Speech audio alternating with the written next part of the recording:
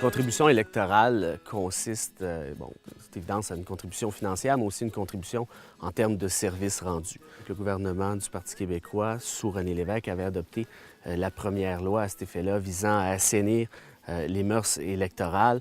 Il y avait à ce moment-là un plafond de prévu. On permettait aux entreprises et aux particuliers de pouvoir contribuer. Tout récemment, le gouvernement du Parti libéral a réduit le plafond des contributions, cette fois à 1 000 et interdit maintenant à toute personne morale, donc des entreprises, des syndicats, de pouvoir contribuer. Donc, à ce titre, seuls les individus sont en mesure de pouvoir contribuer à un parti politique ou à un autre. Le concept du prête-nom, qui est interdit par la loi électorale, est relativement simple. En fait, on empêche toute forme de compagnie ou d'individu d'utiliser d'autres individus à titre de prête-nom pour contourner la loi électorale en versant des contributions considérées illégales.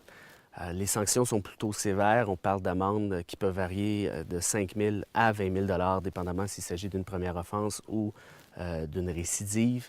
Et il y a aussi des conséquences pour le député en question qui aura accepté volontairement, évidemment, des dons considérés illégaux. On parle même de la possibilité de perdre son droit de siéger.